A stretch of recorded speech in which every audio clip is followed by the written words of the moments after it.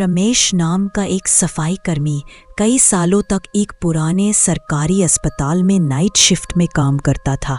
शहर में एक नया आधुनिक अस्पताल खुल चुका था, इसलिए इस पुराने अस्पताल में अब सिर्फ कुछ बुजुर्ग लाइलाज और आखिरी सांसों पर टिके मरीज ही रह गए थे। अस्पताल का ज्यादातर हिस्सा सुनसान रहता था, लेकिन एक हिस्सा था जहां कोई जाना पसंद नहीं करता था। वार्ड नंबर 7 अनुभवी नर्सें और वार्ड बॉय रमेश को उस वार्ड की कहानियां सुनाते थे। कहा जाता था कि कई साल पहले वहां एक अजीब मरीज भर्ती हुआ था।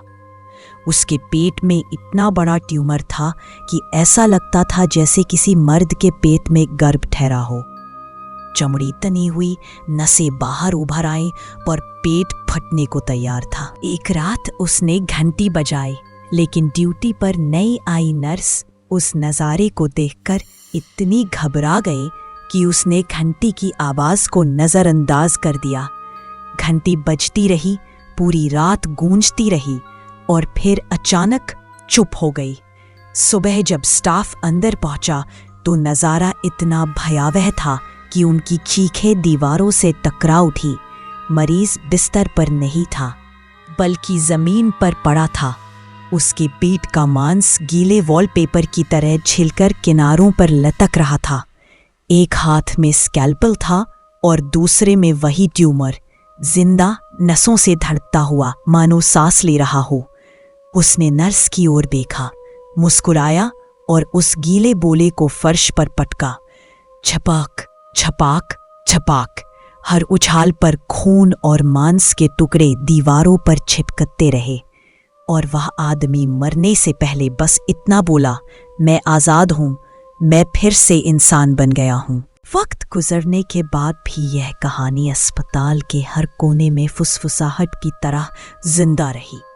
रमेश हमेशा वार्ड नंबर 7 से बचता, लेकिन उस रात उसके पास कोई चारा नहीं था। सफाई का सामान खत्म हो गया था और नया सामान वहीं से लाना पड़ता। हवा में सड़ांध, दवाई और सड़ते जख्मों की गंध मिली हुई थी। रमेश ने डरते डरते डबल दरवाजे खोले। लाइट्स झपकते हुए जलीं। गलियारा लंबा और सुनसान था। उसने अपने डर को दबाने के लिए धीरे से सीटी बजानी शुरू की, वही धुन जो उसकी माँ उसे डर के समय गुनगुनाती थी। अचानक एक जोर का धमाका हुआ। किसी कमरे से लोहे के रगड़ने की आवाज आई। रमेश दीवार से चिपक गया। सांसें तेज हो गईं। फिर खिड़की पर एक भारी धमाका हुआ। उसने सिर घुमाया और देखा, खिड़की के पार एक आदमी खड़ा था। उसकी आंखें फटी हुई, चेहरा चौड़ी मुस्कान से भरा। एक हाथ में चमकता स्कैल्पल और दूसरे हाथ में एक सफेद चिपचिपा नसों से भरा गोला, वही ट्यूमर। छपाक छपाक छपाक, वो उसे उछाल रहा था। रमेश का शरीर सुन्न हो गया, लेकिन फिर अचानक उसके पैर खुद ब खुद भागने लगे। लाइट्स झपकी और बुझ गई। अंधेरा उसे निगल गया। वह भागता रहा। सड़ांध और खून की गंध उसका पीछा करती रही। उस रात वह अस्पताल छोड़ आया और कसम खाई कि कभी लौटकर नहीं जाएगा।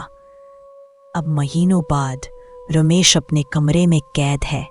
बिस्तर गंदगी से सड़ चुका है, खाना सड़कर मक्खियों से भर गया है, लेकिन असली डर गंध का नहीं है, बल्कि उस आदमी का।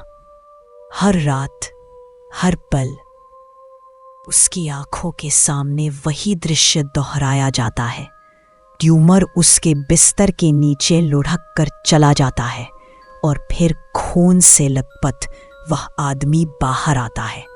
मुस्कुराते हुए गोले को उठाता है और कहता है, मैं आज़ाद हूँ, मैं फिर से इंसान बन गया हूँ। और यह क्रम चलता रहता है, बार बार, बिना रुके। रमेश अब न खा पाता है, न सो पाता है, न अपने कमरे से निकल पाता है। वह सड़ते हुए बिस्तर पर पड़ा बस एक सवाल पूछता रहता है, कोई बताए, मैं इसे कैसे रोकूं?